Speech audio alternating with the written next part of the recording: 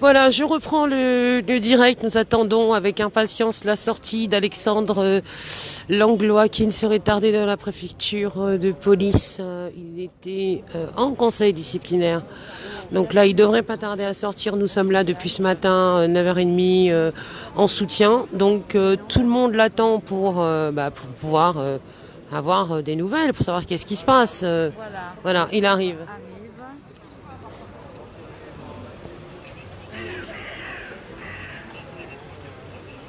Voilà, bravo. Bravo Alexandre. Merci. Merci à tous ceux qui m'ont accompagné. Bravo, forceneur. Bravo Alexandre. Merci d'avoir une fois de plus patienté au-delà de l'heure du déjeuner. Hop, j'attends 30 secondes. On va essayer de se placer correctement. Pardon. Hop. Alors Alexandre. Bon, tout le monde. Alors, comment ça s'est du passé? coup, déjà merci à tous ceux qui m'ont accompagné, parce que c'est des personnes qui n'ont pas forcément, qui n'ont pas les mêmes opinions d'ailleurs, tout simplement, mais au nom de la liberté d'expression, ils ont pu se rassembler pour la défendre justement. Je tiens également à remercier les syndicalistes qui étaient présents dans la salle, donc Alliance et Unité SGP, qui ont refusé de prendre part au vote et à cette mascarade. Ce qui veut dire qu'ils ont dit que la liberté d'expression syndicale dépasse les clivages et les différends qu'on peut avoir. On veut continuer à pouvoir débattre, à ne pas être d'accord. Donc je remercie toutes les personnes qui sont là. Je remercie toutes les personnes qui sont là aussi aujourd'hui devant, parce que s'il n'y avait pas aussi les gens qui partageaient sur les réseaux sociaux, les gens qui venaient physiquement, l'administration pourrait croire qu'on est tout seul et que c'est un combat d'un illuminé. Donc tout ça c'est important et ça fait que la décision a été que le conseil de discipline ne se prononce pas. C'est-à-dire que ne se prononce pas une deuxième fois. Ça veut dire que comment ça s'est passé? La parité syndicale avait deux options, soit ils restaient dans la salle et à ce moment-là, c'est ce qu'ils ont choisi, ils refusaient de prendre part au vote en disant nous ne sommes pas compétents pour juger un syndicaliste pour sa production syndicale. Soit ils quittaient la salle, mais à ce moment-là l'administration a dit qu'il y avait un quorum qui était atteint, parce que le quorum se calcule au début du conseil de discipline et s'il y a des gens qui partent en cours de route, c'est pas grave. Donc c'était l'administration qui décidait toute seule. Donc pour éviter ce petit désagrément de que l'administration puisse dire condamné à l'unanimité, et ils ont choisi de rester. Je pense que c'était la meilleure formule, aussi bien pour la liberté d'expression syndicale qu'à moi à titre personnel. Grosso modo, une bonne chose. Maintenant, ça va être envoyé au ministre, parce que ce que je vais expliquer, le conseil de discipline ne rend qu'un avis. La dernière fois, on avait obtenu la même décision, c'est-à-dire pas de décision, et le ministre avait choisi de m'exclure 12 mois, dont 6 fermes. Donc là, c'est rebelote, on retourne au ministre, qui va prendre sa décision, et on va savoir quand est-ce qu'il la prendra, ça je ne sais pas. Voilà, et ils ont un petit peu aussi dit, ils ont un petit peu pas eu de réponse. Quand je leur dis, mais moi j'ai demandé à partir de la police, laissez-moi partir en fait. J'ai demandé une rupture conventionnelle pour partir, accordez-la, et puis comme ça tout le monde est content, on n'a pas cette mascarade. Et là, il n'y a pas eu de réponse. Du coup, c'est assez embêtant donc, de voir l'impression ce système qui veut s'auto-justifier, qui fait passer son ego avant l'intérêt général. Et heureusement que là, il y a un soutien complètement divers et varié sur la liberté d'expression. Merci à tout le monde et merci à tous d'avoir patienté jusqu'à cette heure-là. Félicitations, courage à vous et tout ça. Félicitations à vous. Merci à toi. Merci à tout le monde. Ton courage. Ça nous fait mal au cœur d'entendre ça. Donc on va maintenant attendre Monsieur Darmanin pour savoir ce qu'il en pense. Que attendez-vous de Monsieur Darmanin? On va le sortir. J'attends quoi? J'attends pas grand-chose malheureusement. Maintenant il peut me surprendre dans le bon sens et me dire on part. Et le pire sur ça, sur la rupture conventionnelle, c'est qu'il y a beaucoup de collègues qui l'ont demandé, parce qu'ils n'y croyaient plus, ils n'ont pas forcément médiatisé leur départ. Et le ministère ne peut pas leur lâcher un centime. Donc il ne voudrait pas que ça crée un précédent pour expliquer pourquoi aux autres ils ne l'ont pas accordé. Surtout qu'ils ont des retards de plusieurs mois dans les délais légaux pour répondre. Donc il y aura peut-être des indemnités de retard à payer, etc. Donc une fois de plus, le ministère de l'Intérieur est inexemplaire jusqu'au bout, y compris pour ceux qui veulent le quitter. Nous, on sera toujours là pour soutenir les policiers. Merci. Vous savez. Mais le combat, alors, précision très importante. Ouais, le combat va continuer. C'est ce que j'avais expliqué. Je quitte la police. C'est juste, à un moment, ils m'ont posé la question. Si vous quittez la police, c'est pour retrouver votre liberté d'expression. Donc vous reconnaissez que vous avez manqué à votre devoir de réserve. Alors j'ai expliqué à l'administration que c'était pas ça. C'était je quittais la police parce que j'en avais marre que l'administration utilise à des fins arbitraires et complètement illégales le pouvoir disciplinaire dont elle a à ses dispositions. Et donc j'ai dit voilà, aujourd'hui c'est ce qu'on vit. C'est exactement la confirmation. Donc le combat va continuer, je ne sais pas sous quelle forme. Dans tous les cas, on ne va pas laisser la police dans cet état, parce que ça permet le débat public, la garantie des libertés fondamentales, et pas du tout à quoi elle est utilisée aujourd'hui, c'est-à-dire l'oppression des gens, et avec ce qui sont en train de passer encore au dernier moment, le fichage des opinions politiques, syndicales, personnelles, etc. politique, syndicale. Donc voilà, donc ça c'est une catastrophe. Donc, Que le Conseil d'État a validé. le hein. Conseil d'État a validé parce que le juge qui a fait en référé Voilà. est l'ancien directeur de cabinet de Madame Belloubet. Voilà. Donc, en fait, quand c'est des copains qui jugent, c'est plus facile. Mais résultat des courses, le combat va continuer parce Ah que bah, c'est bien inadmissible sûr. pour tout le C'est monde, très grave là. quelle que soit son opinion politique, syndicale, sa religion, sa philosophie. Pas qu'on soit fiché pour ça. Qu'est-ce que c'est que cette fabrication des ennemis de l'intérieur pour après nous dire attendons, c'est lui qui est mal. Surtout qu'après 45, on a dit plus jamais ça. Exactement, et dans les textes de loi supranationales, Alors- c'était non aussi. L'objet, en fait, c'était sur le suicide des policiers. Vous avez usé de votre liberté d'expression dans un cadre syndical. Que vous reproche-t-on exactement? Parce que ça paraît fou. Moi, j'arrive pas à comprendre l'idéologie ou même, je vais Ah bah, dire, du les coup- paradigmes de votre institution. Enfin, de notre Personne institution. n'arrive à comprendre. C'est pour ça que ça peut m'a rassemblé large, que c'est des sujets qui font. Donc c'était un tract syndical qui me reproche. Ils m'ont dit qu'en tant que syndicaliste, mais j'étais aussi policier. Donc en fait, le policier était responsable du syndicaliste. On a dit que le tract qui avait été publié, c'était notamment sur les suicides dans la police, que le précédent directeur a eu 114 de nos collègues qui se sont suicidés. Donc ils m'ont dit mais vous avez continué à faire des tracts un peu provocants. Je fais oui, parce que c'est pas un numéro vert et des barbecues conviviaux qu'on règle le problème des suicides dans la police. Donc en fait, les tracts n'existent que parce que vous ne réglez pas les problèmes. Donc n'inversez pas les tendances. La deuxième chose, c'est qu'ils nous dit il y a le dialogue social. J'ai dit le dialogue c'est à deux, si les gens nous ferment la porte, il n'y a plus de dialogue. Donc c'est compliqué, comment on fait? Donc en fait, ils reprochent tout ça, donc en fait, ils sont restés sur la forme. Voilà, avec une petite expression, ils m'ont dit à un moment, mais vous avez mis la photo du directeur de la police nationale pour représenter l'institution en le faisant parler. Là, je vais citer Gérard Miller qui a fait une comparaison. Ils m'ont dit, mais pourquoi vous n'avez pas mis un symbole de la police nationale, un commissariat, un brassard? Et Gérard Miller a dit une réflexion très intéressante. Il a dit, dans les manifestations, on crie Macron démission, on ne dit pas Élysée démission, soyons sérieux. Il y a un responsable moral à la situation, un responsable physique de la personnalité morale. Et ce n'est pas la personne en elle-même qu'on atteint, c'est la fonction qu'elle occupe. Donc voilà, donc c'est ce côté-là. Et en fait, la police nationale ne veut pas qu'on résoudre les problèmes, elle veut les cacher. Donc c'est ça le problème. Et c'est le problème, donc c'est pour ça que j'étais à la titre syndicale, c'est pour ça que j'ai accepté de présider une association qui s'est lancée. Donc j'invite à tout le monde à aller sur le site IGPN Citoyen pour demander un contrôle indépendant de la police. Oui. L'idée de base qu'on avait, c'était de dire, comme les jurés d'assises, 2 tiers de citoyens tirés au sort qui sont volontaires, 1 tiers de policiers, parce que c'est nécessaire d'avoir des gens de terrain qui puissent expliquer ce que c'est. Oui, qui comprennent. À la différence des gens de l'IGPN qui sont dans des bureaux, qui sont des courtisans politiques, je fais la différence entre les deux, et avec ce contrôle de magistrat, et qui a le pouvoir à la fois d'enquêter, de sanction, et après un rôle d'audit qu'a l'IGPN à l'heure actuelle, mais qu'il ne fait pas. C'est-à-dire qu'aujourd'hui, l'IGPN, on fait des audits dans des services, mais le commissaire de l'IGPN, il dit attends, je vais dire que tout va bien, comme ça demain quand les rôles seront inversés, moi je serai dans un service et toi à l'IGPN, je dirais que tout va bien. Donc on règle aucun problème. Et donc c'est ces 3 piliers qui semblent importants, parce qu'une fois qu'on a ça, on a l'audit, on a de la transparence vis-à-vis de la population, c'est-à-dire que les enquêtes, on sait qu'elles vont être suivies, qu'elles vont aller jusqu'au bout, que des fois il y a des situations, des interventions de policiers qui sont mal comprises, parce que des images peuvent être choquantes, etc.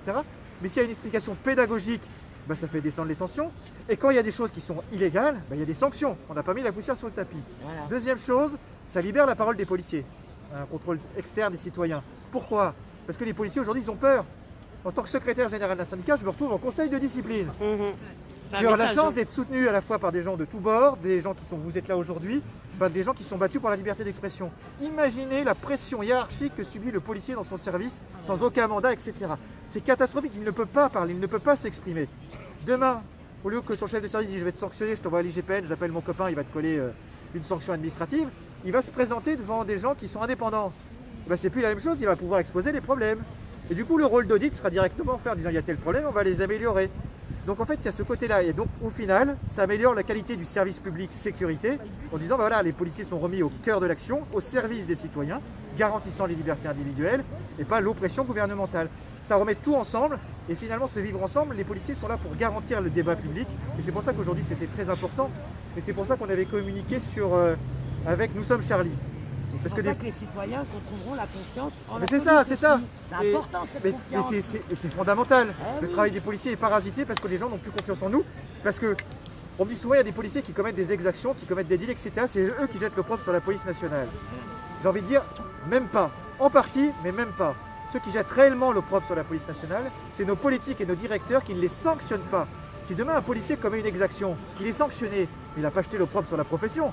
Oui. La hiérarchie a dit, lui, il a posé Voilà. problème, on l'a mis dehors, fin de l'histoire. Et Et aujourd'hui, le message sera fort aussi pour ses collègues. mais pour tout le monde, la population bien sera d'accord. rassurée d'avoir des policiers intègres, ses collègues comprendront qu'il ne faut pas recommencer. Enfin, c'est gagnant-gagnant pour tout le monde, Oui. sauf ceux qui nous dirigent. Alors ne pas résoudre les problèmes de mal-être au sein même de la police, en fait ça génère un mauvais travail de la police à l'extérieur et un mauvais contact avec les citoyens. Finalement c'est pas un petit peu ça qu'ils entretiennent. Il n'y a pas une envie de rompre entre le citoyen et la police. Eux c'est a priori, c'est une analyse personnelle, ils veulent ça. Ils veulent ça parce que même quand M. Darmanin à l'Assemblée nationale dit il y a 66% d'opinion favorable au mois de décembre des forces de l'ordre en France, donc gendarmes et policiers. Mais c'est nul en fait, c'est nul. La police, si jamais quelqu'un dans son tête qui a sauvé des gens au cours d'un attentat, qui va mettre fin à un braquage, qui vient régler votre différend de voisinage, mais comment on ne peut pas aimer la police? Par contre, une police utilisée de façon politique à réprimer les gens, à réprimer les libertés individuelles, effectivement en fonction de l'image qu'on a dans sa tête. Donc moi la police, pour laquelle les policiers sont engagés, pour laquelle je m'étais engagé, c'est de défendre les gens. Et en dessous de 95%, c'est pas satisfaisant. Pour un service public, on ne vend pas des voitures, on n'est pas dans entre guillemets dans un service client après-vente. Est-ce que vous êtes content de la prestation? Non. Donc voilà, donc à partir de là, quand M. Darmanin se glorifie de 66%, on se croirait dans la pub Orangina. À l'époque, ils avaient dit la pulpe reste en bas, ce point-là. Du coup, en fait, ils avaient fait un défaut, ils l'avaient argumenté en argument de vente. On est dans la même chose. Donc on a vu de cette coupure. Après, il faut des policiers dociles. Il faut un code de déontologie qui avait été mis en place sous M. Valls pour limiter la liberté d'expression, pour limiter atteinte au crédit au nom de la police nationale. Je dis avec ironie, aujourd'hui, je suis passé en conseil de discipline dans la salle des 167 policiers morts pour la libération de Paris, au motif que j'ai porté atteinte au crédit au nom de la police nationale, y compris dans ma vie privée, qui en fait a été remis dans le code de déontologie de la police nationale en 2014, mais c'est un copier-coller de l'article 5 du statut général de la fonction publique de Vichy. Donc c'était assez paradoxal, parce que j'ai la chance en plus d'être dans l'organisation historique de la police nationale, créée en 1883, et pendant l'occupation, nous étions dans la résistance, et c'est des collègues à moi, mes prédécesseurs du syndicat, qui sont morts pour libérer Paris. Donc c'était assez ironique aujourd'hui que je sois dans cette salle, jugé par un préfet allemand, aussi ironique. Et voilà, donc la petite blague était facile mais nécessaire. Petite question, vous dites être soutenu par Alliance et SGP Police, ça fait du bien qu'il y a quand même la solidarité entre les syndicats police. Au moins, ça fait plaisir de voir qu'on est capable de dépasser les clivages partisans, les intérêts particuliers, les idéologies, quand c'est sur le fondamental. Donc ça fait chaud au cœur. Ils n'ont jamais dit qu'ils me soutenaient, ils soutenaient les causes qu'on pouvait soutenir, mais ils ont dit au moins, si demain, toi, tu ne peux plus t'exprimer, demain, nous, on ne pourra plus s'exprimer.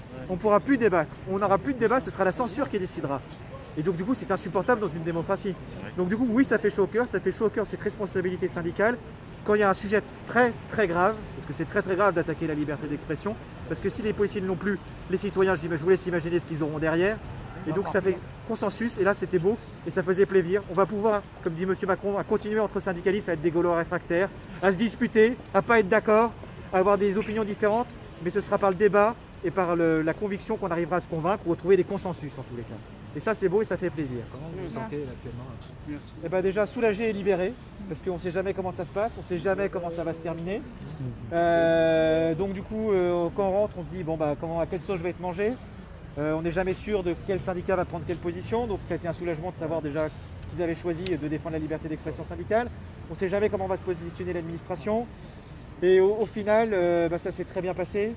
Comme a dit, je ne sais plus qui m'a assisté, m'a dit autour de cette table, autour d'Alexandre, parce que ce n'est pas Alexandre qu'on vient défendre. Nous sommes des personnes avec des idéologies, des moyens de pensée diverses, des parcours très différents. Et aujourd'hui, on veut continuer à défendre la liberté d'expression. Et c'est pour ça, peut-être qu'on ne se retrouvera jamais autour d'une table, ou d'autres que pour un débat, pour de la confrontation. Mais aujourd'hui, on est derrière, parce que c'est nécessaire, parce que c'est le messager d'un message beaucoup plus large. Et donc, du coup, ça fait chaud au cœur aussi. Ça fait chaud au cœur que tout le monde l'entende dans cette salle historique.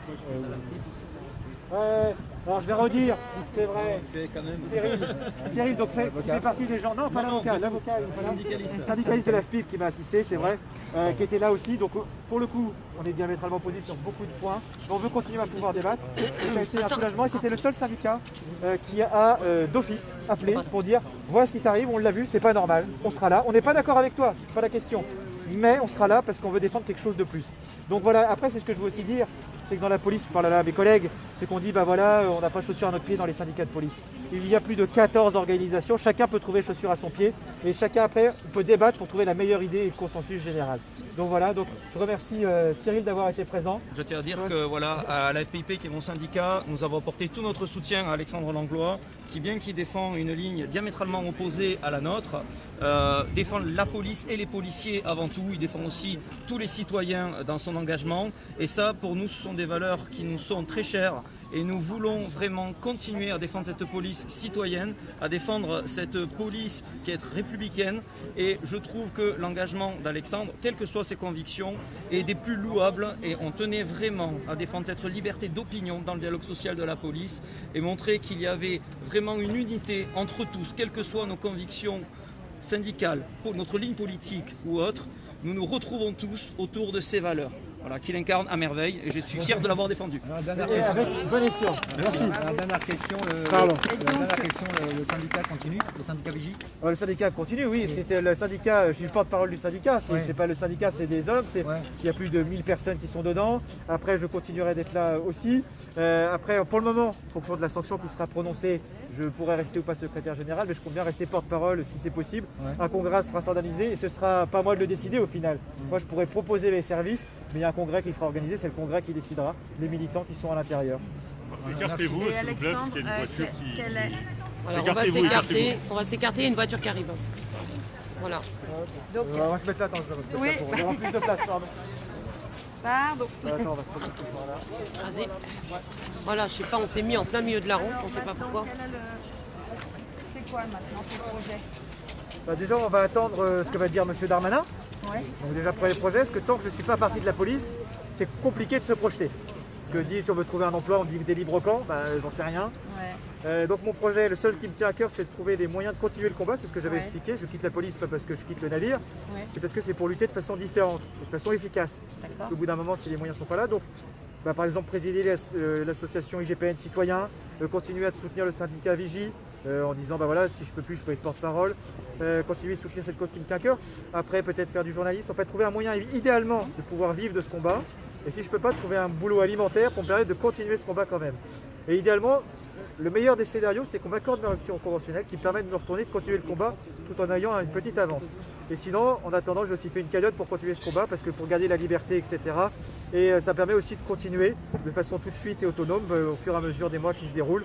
Donc voilà, donc je ne sais pas encore le modèle, je sais juste la conviction qui m'habite et que j'ai envie de continuer parce qu'il est hors de question qu'on laisse cette police dans cet état-là, à la fois pour les policiers, pour les citoyens, pour le profit unique de ceux qui nous dirigent.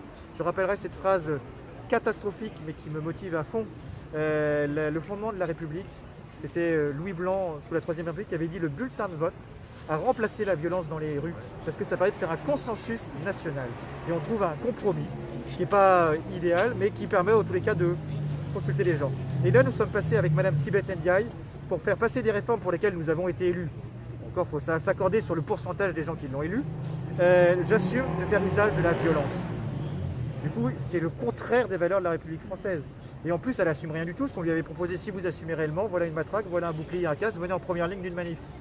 Curieusement, on ne l'a jamais vu. Qu'est-ce qu'on peut dire des personnes qui demandent à tirer à balles réelles sur les gens des quartiers, par exemple? Parce qu'on a ce type de discours qui foisonne dans nos médias mainstream. Et ça, c'est aussi assez inquiétant, je trouve. Alors, il y a deux choses qui sont inquiétantes. Et qui se disent soutenir la police. Je vais expliquer les choses. Ça dépend comment c'est dit, dans quel contexte. Je vais prendre un exemple, parce qu'on a eu le soutien d'une association qui s'appelle Hors Service, et également qui a été mis en cause pour une publication effectivement très provocatrice. Mais il faut comprendre les choses. Du coup, le résultat des courses, il y a deux choses. En France, il y a la légitime défense. Quand des gens sont attaqués, donc, y compris des policiers, si on prend des frigos, des cocktails Molotov, des pavés, donc toutes les armes par destination qu'on veut, je parle du folklore de M. Darmanin qui veut faire légiférer sur les feux d'artifice. Demain, il va falloir légiférer sur les boules des pétanques, les marteaux, et on va classer en armurerie les magasins de bricolage. Y compris les fauteuils roulants, maintenant, tout, ça voilà. peut être une arme par destination. Donc on est chez les fous. Donc si on commence à légiférer sur tout et tout, pour régler le problème à la base, on n'a pas à faire usage de violence pour agresser des gens, quel que soit le mode. Donc résultat des courses, la légitime défense permet de répondre à ça. Donc des policiers ont dit, légalement, on pourrait riposter. Maintenant, le vrai problème, c'est que c'est un problème politique. Qu'on entende ce discours, c'est qu'il y a un problème qui n'est pas résolu sur le fond. C'est-à-dire que les politiques ont tout abandonné. Quand on a par exemple des politiques comme M. Macron et son gouvernement depuis le début, il dit qu'il y a des quartiers de reconquête républicaine. Ça veut dire qu'ils disent qu'on va s'en occuper dans 1 an, dans 2 ans. C'est-à-dire que pendant ce temps-là, qu'est-ce qui se passe dans ces quartiers? Personne n'y va. Des gens qui doivent vivre en sécurité, ils n'ont pas le droit d'y vivre. On a abandonné ces quartiers de la République. Mais c'est une honte. Donc voilà, donc à partir de là, on a des politiques qui font exactement l'inverse de ce qu'ils devraient faire, protéger les gens et trouver des solutions pour éviter qu'on dise, oui, effectivement, légalement, on pourrait tirer, voilà, mais il faut qu'on trouve d'autres solutions. Parce que ce n'est pas, si jamais il y a quelqu'un qui se fait tuer par la police, le policier se retrouverait en garde à vue, perdrait sans doute son travail, une famille serait endeuillée, il y aurait une enquête, et des gens ils feront la justice refera le match pendant 10 ans, ça traînera pendant des heures, on ne connaîtra pas la vérité, et au final, ce sera catastrophique. Donc le mieux, c'est de régler le problème à la racine, de faire en sorte de pouvoir assurer la sécurité dans tous les quartiers et tous les endroits de la République française. Pour ça, ça nécessite des moyens humains. C'est-à-dire que ce que disent souvent des gens qui habitent dans des quartiers populaires, on voit la police que pour des interventions coup de poing. On voudrait les voir tout le temps, on veut vivre en sécurité tout le temps, on veut connaître nos policiers. Donc c'est de remettre justement ce lien de confiance, faire une politique de police qui va dans les quartiers, qui sert à la fois à faire de la prévention, voilà, mais quand il y a besoin, il y a des arrestations et recréer ce lien de confiance. Aujourd'hui, on n'a plus rien, on n'a plus que des opérations coup de poing. Et on arrive à ces discours, on dit on va finir par appliquer le texte légal de la légitime défense parce qu'on a abandonné par tout le monde pour certains policiers ou certaines personnes qui défendent la police. Donc en fait, ça c'est juste la petite haut de l'iceberg. Et ça ne réglera pas le problème, ou en tous les cas de façon très ponctuelle, et en plus ça engendrera plus de problèmes que ça en a résolu. Donc au final, agissons sur le reste, remettons des policiers partout, qui connaissent leur quartier, qui assurent l'ordre. Une police de proximité. La police de proximité n'était pas allée assez loin. La police de proximité, il y avait eu un défaut, pour avoir rencontré celui qui l'avait créé, il avait prévu un triptyque, prévention, répression, sanction. On lui a coupé le budget à la prévention. Donc c'est passé pour une police de bisounours qui venait dire c'est pas bien, voilà, faut pas fumer, puis tu fumes quand même et ça pollue toute la cage d'immeuble. Voilà. Du coup, il faut les deux. Si on fait une première fois l'alerte, ça marche pas, on passe à la deuxième phase, sanction. Et après répression et après sanction. Donc c'est toute la chaîne. Donc en fait la police de proximité, oui, mais si elle a abouti à tout, en fait en disant voilà, on fait les choses complètes. C'est moi.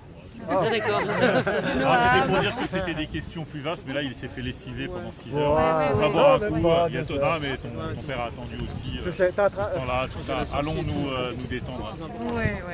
Ben alors, dernière chose. Allez-y. Dernière fois, je fais une dernière fois. Il y a le pot commun en fait, parce qu'il y a des personnes qui demandent le lien du pot. Alors je ne le connais pas de mémoire, je vais le remettre en haut de ma page, il est en face de chaque action, etc. Il est sur le tract, le dernier tract. Voilà. D'accord. C'est sûr, je le remettrai. Et voilà, donc il y a plusieurs choses que vous pouvez faire. Donc déjà suivre Vigie, c'est simple pour avoir de l'information.